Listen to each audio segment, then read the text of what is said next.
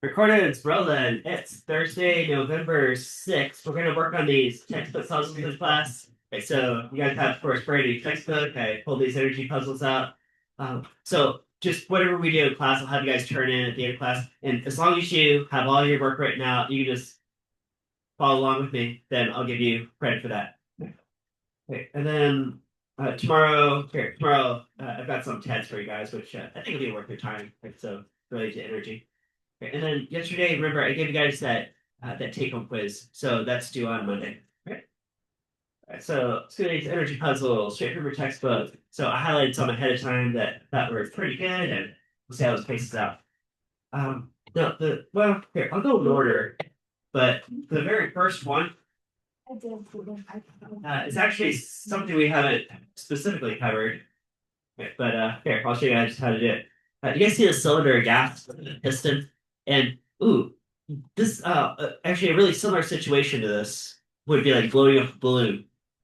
So is if you blow up a balloon, that takes some effort, right? Maybe take some force from your lungs and so on. Right? You have to like change the volume. Right? It takes some work. It takes some work to blow up a balloon, or in this case, to move a piston inside this cylinder of gas. So cylinder gas has initial volume of zero point 0.3 cubic meters. So maybe that's this picture on the left, 0.3 cubic meters. The gas expands, causing the volume to increase to zero point 0.5 cubic meters. Let's say that the pressure is constant, and we'll call it 100 newton per square meter. Isn't that called 100 pascals? It's the same thing. What is the magnitude of the work done on the cylinder by the gas? Because that gas is pushing up that cylinder. Okay, is the work done positive or negative? Okay, well, it's going to be positive work is done by the gas on the cylinder. Okay, but how would you do it? Okay, so let's think about work. Right, so you guys got some paper. You guys write your name, right, and then you guys will turn this in at the end of class. So work. This is number 9. Work equals what times what? Yeah, force times distance. Here, get my questions going right here. Yeah, something to do with force times distance, right? Okay, so I know that. Maybe I can jot that down. Okay. Now, what does that have to do with gas in a cylinder that's moving the piston? Okay. Well, something to do with pressure. I mean, they did mention pressure. It'd be nice to bring in pressure somehow. I mean, there's pressure in pascals. Okay. Huh. Hey, maybe I can kind of fit that in with this force right here. Because what's the relationship between pressure and force? Pressure equals what?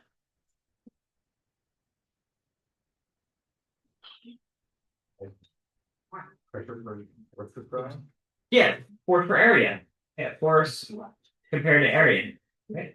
Like, I bet you guys do the American units for pressure before you ever walked in this class. You guys ever pump up your bike tires? You got PSI. Is that, yeah, isn't it like pounds per square inch? Right. Which is units we don't use in this class, but it does tell you what the formula would look like, but what the structure of this is. Okay. In this class, we would use more like newtons per square meter, which is exactly what they did right here, newtons per square meter.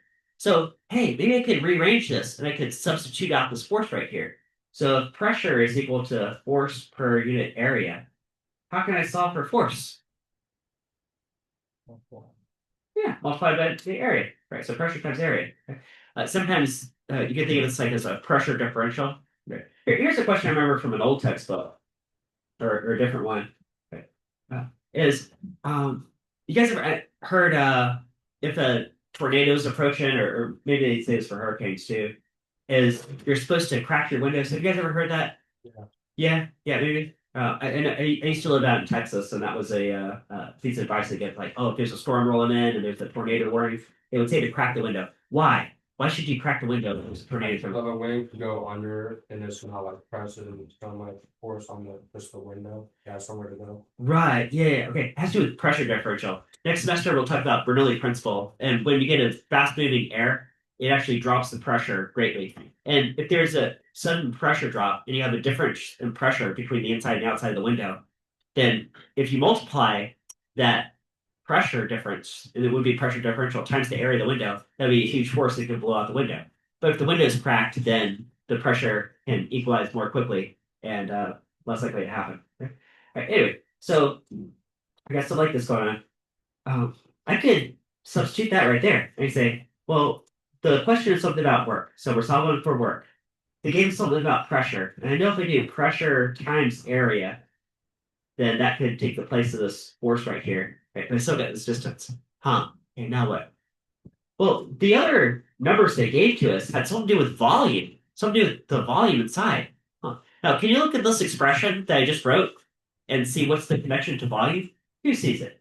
What's the connection here?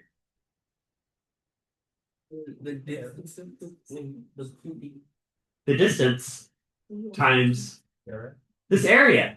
Okay. Guys, isn't area like in square meters? Distance is in meters. Put it all together, isn't that like cubic meters? Which would describe a volume, wouldn't it? Okay. Like you can think like this area times this height change could represent some kind of volume change. Yeah. Okay. So work has something to do with it really would be a well, here's how this maps onto this picture. You can think about this cross-sectional area that's pressing against this piston. Okay. And it's really this change in distance. Okay. So you put it all together, it's the pressure. Here, I'll spell out the word pressure so you don't confuse it with like power or something. Okay. Pressure times it's a change in volume is what it is. A change in volume. Okay. Okay. So we're looking for like some kind of change going on. Okay. Remember, a work is like a change in energy. Okay, so there's some kind of energy, some kind of work done to cause the volume to change. Okay. And wouldn't that just be pressure times V2 minus V1? Is that exactly what that would be? Okay. Oh, and now we have all the parts lying around. Guess that? Okay. Okay, so this is a little bit different perspective on work. Kind of like blow up a balloon, chamber with a piston in it. Actually, I am going to make a new poster for this to update the book. So let's pop the numbers in. So where pressure goes, let's put 100 newtons per square meter. They said let's assume that's relatively constant. And then multiply by change in volume. Well, we're going to zero 0.5 square meters from 0.3 square meters. So the change would be 0.2 square meters. Guess what's 0.2 times 100?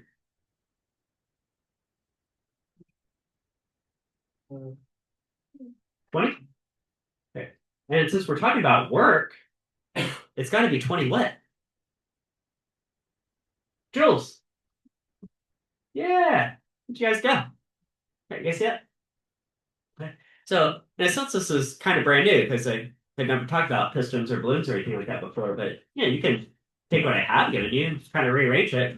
It all fits together, right? Which is actually something I want you guys to get out of this class too, right? Because someday when you're out in the world and you're applying anything, everything that you might remember from high school, it's like okay. One of the most important things you get out of this class, or maybe a lot of your other classes, is like how to think about things. Like see like how do things work. That's what that. All right, so you guys got number 9? All right, number 12. 12. A 1.5 kilogram physics textbook is initially at rest on a steel table. The textbook, let me hold this a little close to the camera for watching this video at home. The textbook is then pushed with a constant force of 5 newtons. Friction with magnitude of 3 newtons is exerted on the moving book by the surface of the table. Determine the final velocity of the textbook after it's been pushed 0.5 meters across the table.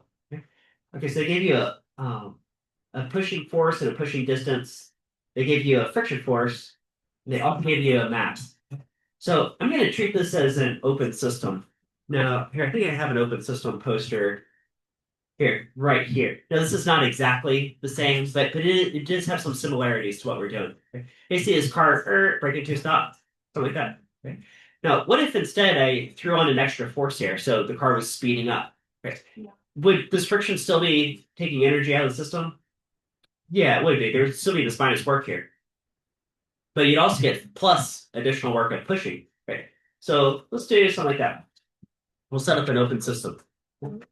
So it actually says starts at rest too, so I was looking for that detail also. So I'm going to set up an open system on number 12. I'll draw you guys a picture so it's really obvious what's going on. Okay. We got this textbook here on this table. Okay. We're going to push the textbook across the table some distance and see what happens. Okay.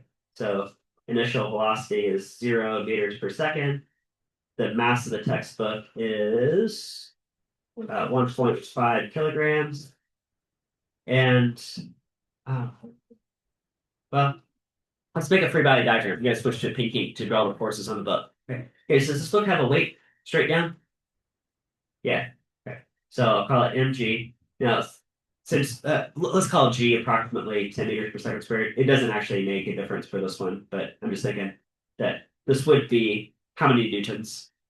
Yeah, there you go, 50 newtons. Okay. So what other force on this book? Yeah, normal force. There you go. Normal force, which would also be 15 newtons to balance that out. Since you're pushing, let's say we're pushing to the right here with a force of 5 newtons. So it's like this. F push equals 5 newtons. Okay. And there's a resistive friction force of 3 newtons back the other way. So I'll call it friction force equals 3 newtons. And I drew it backwards. So mathematically, we'll treat that as a negative value. Right? And this pushing distance was given as 0.50 meters. So question, what's the final speed? All right, so you guys got all that? All that set up. So we're gonna set the open system, sum of energy initial, say plus or minus work, to make it really general, equals sum of energy final. And I'll spell that out as an open system consisting of the book, pretty much. Hey, guys, good? Did you do 10 Uh, 10 meters per second squared? or? Wait, what was the Oh, question? never mind, never mind. Okay. Thanks. Okay. Okay, guys, go with that. All right. So, guys, if the book starts at rest and there's never is a height change or anything I have to consider, right? What would you say is the initial energy of the book? 0. Yeah, 0 joules. Yeah, it has 0 kinetic because it's not in motion. I'm also going to call it 0 potential energy. I'll just say, well, it doesn't change height, so I'll just say it's always at ground level or whatever. Right? There's no springs, nothing like that. Now, hey, we are pushing the book. So can I do plus F push times distance? Right. Here on out, how we finish this equation. Here's all the components that you can put into it. This is your equation bank right here, right? We're just going to pick our favorite expressions off this page. Then the friction, should I subtract out the friction force times the exact same sliding distance? Ooh. In fact, if you want to think of it sort of in terms of net force, you could factor out a d here and subtract out the two forces from each other. And that's going to result in, is once you go right here. Huh? So what was that? Okay, yeah, it has something to do with velocity, but can I just say v velocity? No, because this is work in joules. This is work in joules. I can't say joules minus joules is meters per second. That'll never make sense. I can't just say v. What do I have to say? Here, I can only choose something from this page. Which one? Yeah, 1/2 mv squared. Right, that's what it's equal to in terms of energy units. Energy in motion is this full expression here, 1/2 mv squared. Ah, okay, now we can talk about v. Okay. Let's put some numbers in. Well, that's 0, whatever. Okay, pushing force is 5 newtons. We're doing this for 0.5 meters. Then subtracting off a 3 Newton friction force for the same 0.5 meters. Okay. Or if you want to, you could say plus and make this a negative. One way or another, you got to get a minus on that. And then 1/2. Now, here's the mass of the book is 1.5 kilograms. And then we're solid for the speed. Okay. Well, I meant to ask you guys for going along. Does the weight or the normal force, do those do any work on the book? No, because remember that work is a dot product, which means you only multiply the components that are in the same direction, that are parallel to each other. Okay? And yes, okay, so if the book is sliding parallel to the surface, then nothing perpendicular to that does any work.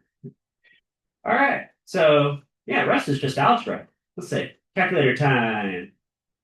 Let's see how much, like what's the net work I should say that went into the book. So I can just add all this up here on my calculator.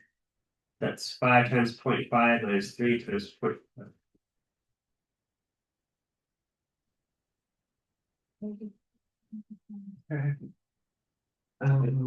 See, what is this here? Oh, one. This came up to 1 joule. Got 1 joule. And well, here, I'll go ahead and multiply this. It's like 0.75. Okay, I still got kilograms as a unit in the mix. That's what to do with v squared. That's what we got. Okay. So I can divide both sides by this coefficient and then take the square root. So v squared is 1 over 0.75 joules kilograms there. Okay, so 1 over 0.75. Okay. And then v is the square root of that. As like 4/3. Okay, something like that. Can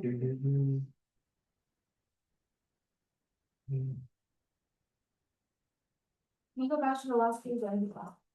Yeah.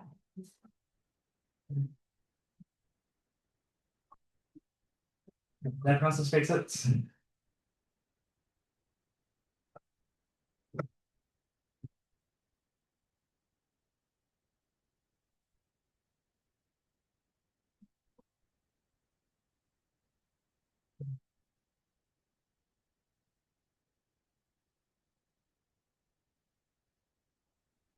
So that's what I got. Did you guys get the same thing? Make sure I'm did it right. Guys got the same thing. Did all right. Yeah.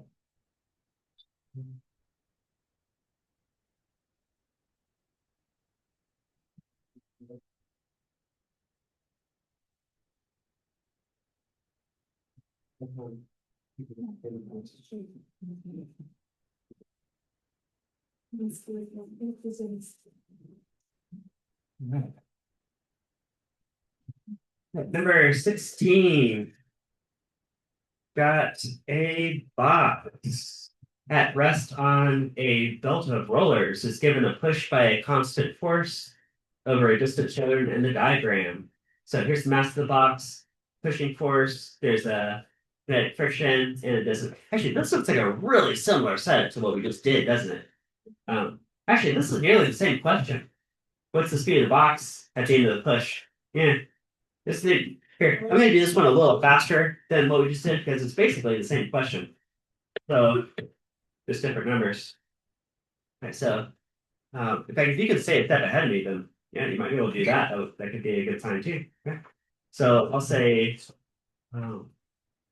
work from the push minus work from friction results in 1/2 mv squared. Like pretty much that, like same as before. Okay. So that's F push distance minus friction force distance results in the length of the squared. So 200 newtons, 1.25 meters minus 8 newtons, 1.25 meters.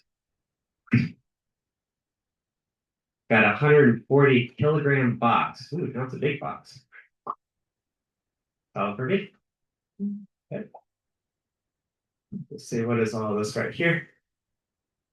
200 minus 8, all times 1.25. I'm getting 240 joules of energy. Let's call it 70. And then V squared.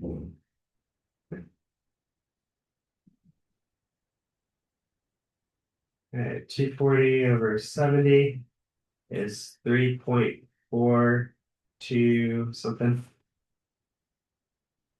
Right, now that's V squared. So last step is to take the square root. Okay, so okay, it is square root, square root.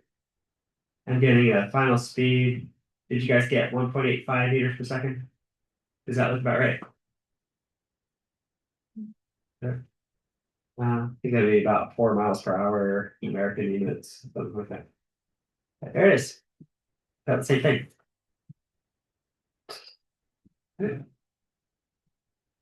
Sometimes it's called work energy theorem.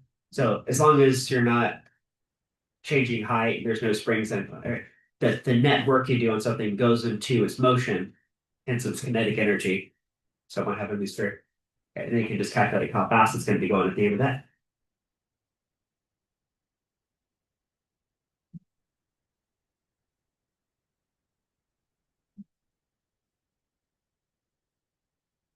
All right, number 17. Okay. This is a continuation. So the box from the previous question continues to coast down the belt of rollers after the push to plate. Let's say it's just like continue on across the room. Okay. At what distance after the initial push does the box come to a stop? Ooh, guys, if it's coming to a stop, that means it's changing its motion, which means it would be sort of accelerating, right? Like in a negative sense, you might say decelerating, which means there must be a force on it. Because if you stop pushing on it, what force is still acting on it? Friction? Yeah, definitely a friction force. Yeah, that would be causing its motion to change. Okay. So, I think there's a couple of ways you could solve this. You could solve this in terms of energy, or you could get back to kinematic motion. What do you guys feel like doing? Do you want to do energy or kinematic motion? Everything. Energy? All right, sure. Let's solve this in terms of energy. So if you solve this in terms of energy, then first you got to figure out at the point that you let it go, how much energy does it have at that point? And the answer is actually already on the screen. It's how much energy is in the system at that moment. 240 joules. Bam, 240 joules. Okay, you guys get that? Yeah. And then the way this could finish out, again, using the energy method that you guys might do, is actually this right here. It's this setup. So the initial energy, which would be kinetic at that point, okay, minus the friction force and stopping distance. Well, if it goes to a stop, this is all going to zero out. So that's just this right here. That's exactly what we're doing. Yeah, good thing. And so I'll pick up from here. Let's go. Let's put this page. Okay. So summing up the different open system. This is number 17. That the initial kinetic energy minus the work done by friction, spell it that way, goes to zero. And at that point, it would come to rest. We're solving for this distance right here. So the initial kinetic energy, I know it must be 240 joules. That was the net work you did. You know, the pushing minus the friction, all times the distance, 240 joules. That friction force was 8 newtons. You guys remember that? 8 Newton friction force right here? Okay. So that would still apply. That's still 8 Newton friction force.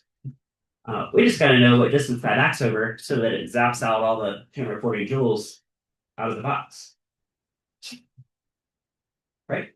Right. So you guys see why that goes together? Actually, the most important part of this, like what I really want you guys to get out of in terms of critical thinking is already on the paper, right? Because everything else is algebra, and you guys use algebra all the time in this class. Right? It's a good skill too, right? But if you understand that setup, then you learned something this week. Right? All right, so add over the 8D, so 8 newtons times some distance equals 240 joules. Divide both sides by 8. Or 8 newtons, I should say.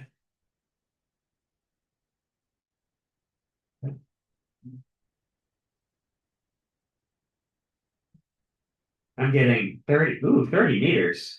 That's a good distance. Well, all right. 30 meters.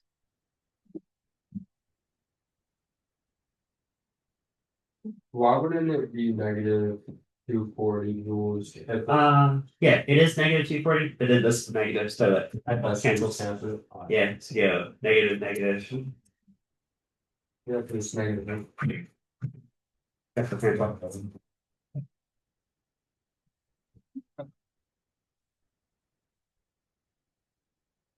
All right, guys, get on the box. Box on the rollers. All right, so I'm going to skip over to the next one I highlighted. Number 31, a 0.1 kilogram, a 0.1 kilogram. I have that right here. Okay, so here's 0.1 kilograms. It's one of your medium-sized lab weights. This right here. It's 100 grams. That's what 0.1 kilograms is. Ball is ejected from a spring-loaded launcher straight into the air. Hey, yeah, you guys remember those launchers you had? There was a projectile lab. We went outside of it. Yeah. The top of the launcher is 5 meters high. Okay, I think you're getting it's on a 5 meter tall platform. Oh, you guys remember when we went out to the balcony? You guys measured the balcony height to be 4 meters. That's fairly close to this, so you could kind of use that as an image. The launcher's spring has a spring constant of 84 newtons per meter. That tells you how stiff the spring is. Right, so like how stiff the spring is right here. Right. So I guess it would be in compression. Same idea. Here, pause right there. See if you guys get this. Because if you have an 84 newton per meter spring constant, let's say it's a really, really long spring, okay, and you want to stretch it by 1 meter, how much force would it take? 84 million. 84 newtons, exactly. Yeah. But let's say we're going into compression. We're going to compress this 22 centimeters. Could that be called 0.22 meters? Is that okay? Which would be the number you would actually use in the calculator for base SI units. How high does the ball go? And what velocity does the ball have when it strikes the ground? So I definitely want to draw this out first. So 31.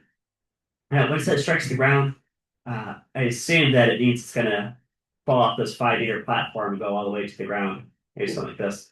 So we got this launcher, bringing it pretty much just straight up. Right, pow, and this ball's going to go up some height, then crash back down to the ground. So that's pretty much the picture. And so we got the mass of the ball is 0.10 kilograms. Now, kilograms, that is a base SI unit, so that number could go straight to the calculator. So that was nice. They gave it just that way. The top of the launcher is 5 meters high. So they're talking about this distance right here. I'll call it H equals 5.0 meters. The spring constant, I'll point to the spring here and say K equals 84 newtons per meter. So 84 newtons per meter, that's how stiff that spring is right there. Oh, in the initial compression. So how much was this compressed right here? I'll call that X equals, now I'm going to convert this straight to base SI units, 0.22 meters. So that number could go straight to the calculator. That says, I think that's it. That's all they gave us. Okay. But you know what? There's something else you would have to know to be able to answer this. What else am I thinking about? Gravity probably. Exactly. As this would be different. The answer would be different in different gravity fields. So what do you guys want to use for gravity today? And 10? Yeah, let's do that. Meters per second squared down. All right, there you go. All right, I think we can answer this now. So, there's yeah.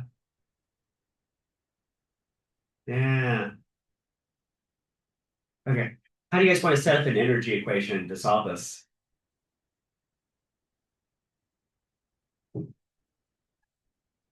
Now, this is on a separate paper for a reason, but you guys can write however you want. So this is still 31. Okay. So I'll say sum of energy initial equals sum of energy final. Okay. So all we're going to do is pick terms straight off this page right here. And we're going from the point where it's loaded in the launcher ready to go to right at the point where it's about to crash land into the ground. And the question is, what is this V crash right here? Right, you guys get that? What is V crash? Okay. So what form of energy does it have right here, right at the beginning? What do you guys think? At the beginning, Zero. potential. Potential? Yeah. I got spring potential and I got gravitational potential. Does it have both? Yeah. Yes, it does. Yes, it does. Right. Because it's elevated 5 meters. That's all right, right? Like if it just very lazily rolled off the edge, it would already have a huge crash gate. So just that height has some MGH. But it's loaded in that spring launcher. So it also has some 1 kx squared. It's got both.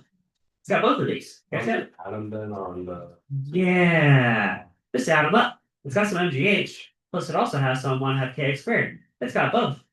Right. Then the target question is, what's this crash speed right here? So right as this is about to hit the ground, what type of energy does it have there? Kinetic. Kinetic. It's all kinetic. Because it lost all its height, the spring launchers unsprung. Yeah, it's all in its motion. So that's there we go. one half mv squared. Isn't that the setup? You see that? Okay. Okay, that good?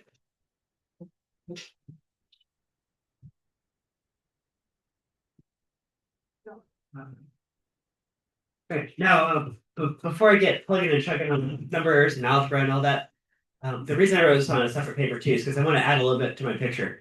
Let me ask you guys this, guys. What if instead of going, fairly straight up and the ball comes straight down, what if you angled this at some like 35-degree angle or something crazy, and it flies out this way and like lands across the room, lands like way down here. It has some crash speed on some angle right here. The crash. Okay.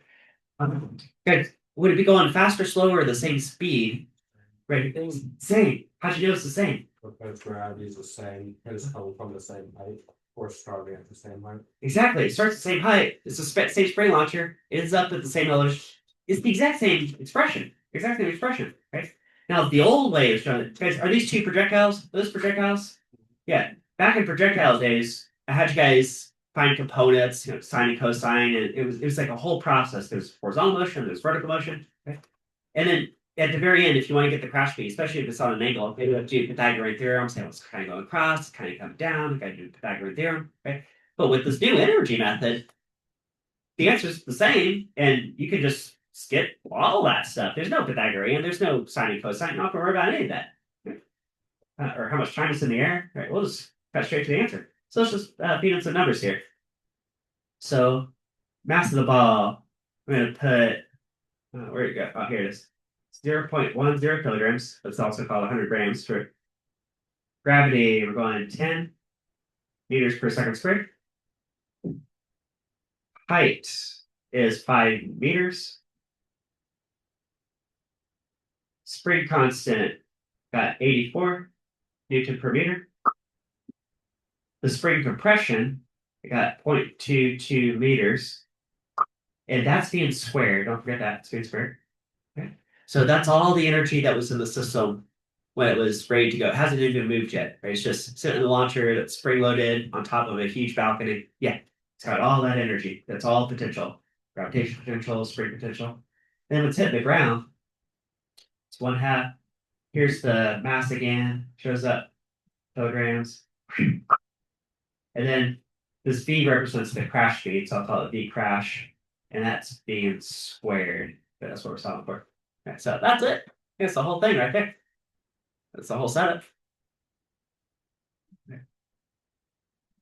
So I can figure out how much potential energy was in that system. I'll do that right here at that screen.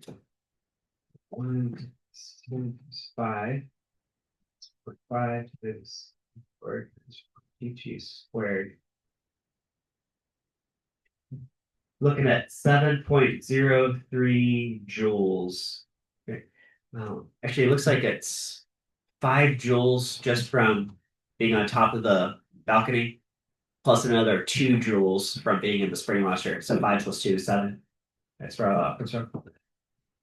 And here, I'll just take half of its mass and call that 0.05. Right, I still have a kilograms unit over here. And V crash squared. Okay. All right, now this is looking pretty familiar mathematically to what we've done earlier today. I can just divide over this coefficient and then take the square root. So V crash is, okay, so last step's going to be square root.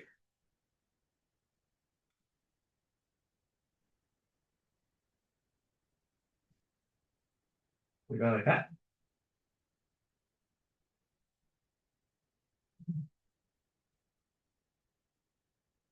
So I got this number. Okay, so square root of that.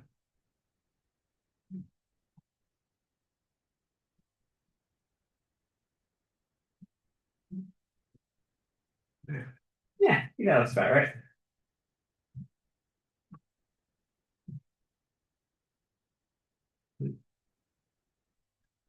Actually, yeah, I think this is fairly similar to the lab you guys said went out on the balcony. Like the numbers aren't too far off from what you guys said. You guys said? Oh. You know what? want to answer a side question too. I wonder how high this goes. I wonder what is its maximum height. Let's figure that out. So, because at the suppose you aim this pretty much straight up. At the very top, all this energy would be in what form? Potential? Yeah, gravitational potential, which is called MGH, right? Right. Here, I can answer this on my calculator. Because isn't there 7 joules of energy in the system? Right? And that's all equal to MGH. So let me take 7 joules, there's 7.3, 7 joules. I'll divide by, and in parentheses, mg. So the mass was 0.1 kilograms, the g was 10 meters per second squared. Okay, that leaves you with h. And the total h is 7 meters high, 7 meters. Okay. So this goes 7 meters relative to the ground, or 2 meters relative to the top of the platform. All right, so that's 31. All right. Number 40. A car traveling at 25 meter per second skids to a stop on a wet road. Oh, speaking of skid to a stop, here, I think I told this to you yesterday, but this is worth saying again. It's okay. Your guys' take home quiz. Here's your guys' take home quiz. All right, so I've got some good questions for you guys right here. It's number 3. I think everybody's number 3 is worded exactly the same, regardless of the version that you have. Okay. It says, how much further will a car going 60 miles an hour skid compared to 120 miles per hour? I meant to word this as skid to a stop. So skid to a stop. Right. Actually, I went back and amended that and reprinted this quiz, but you guys have the one I printed already. Okay, so number 3 on your take-home quiz is supposed to say skid to a stop. Okay. Okay. Which could be answered by this poster. If you know how to read this poster, you got the answer to number 3. Okay. All right. So with all that out of the way, back to this one. Car traveling 25 meters per second skids to a stop on a wet road. The coefficient of friction is 0.31. What distance does the car skid before it stops? Okay. Oh, I think that poster I just flashed on the screen answers everything. But here, we'll go through the process so that the process is more important than the answer anyway. Okay. Learn how to think. Okay, so I've got this car. It's got some initial velocity of 25 meter per second. And they told you the coefficient of kinetic friction here is 0.31. Okay. Yeah, that looks realistic for a wet road. Okay, so it's been raining. Okay. So what is this distance right here? Call it, well, got that away. Yes, yeah, that's called D, distance. There you go, distance. Okay. So let's set up an open system. Sum of energy initial minus friction force times distance, so the work done by friction brings you to 0 joules when you're at a stop. Right. Also, it didn't go up any hills that would have helped it come to a stop. I would have said equals mgh, but we don't have that even. Now, how do you bring in coefficient of friction? Well, it has something to do with friction force, which has something to do with this free body diagram that I'm sketching up right here, which looks similar to one we did earlier today. So I got an mg, I got a normal force, which is equal to mg. Okay. And this is your friction force. So the car is moving to the right, but the friction is trying to slow it down. Okay. Now see if you guys remember this from a few weeks ago. Okay, so this friction force, how is that related to this normal force? What's the connection? Friction force equals coefficient of friction times normal force. You guys remember that? Coefficient. And then this normal force, well, actually I listed it right here. It's equal to the weight. You see that? As long as you have a flat road, that'll be true. So I can sub out the normal force with mg.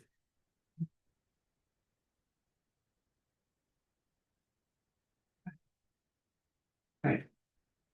And that's all going to substitute into this friction force right here. Okay. So what kind of energy does the car initially have? Kinetic. Yeah, so 1/2 mv initial squared. And then minus, and then this whole expression, coefficient of friction, mass of the car, gravity goes in there, and then braking distance, which we're trying to answer. And that all goes to 0. That's a setup.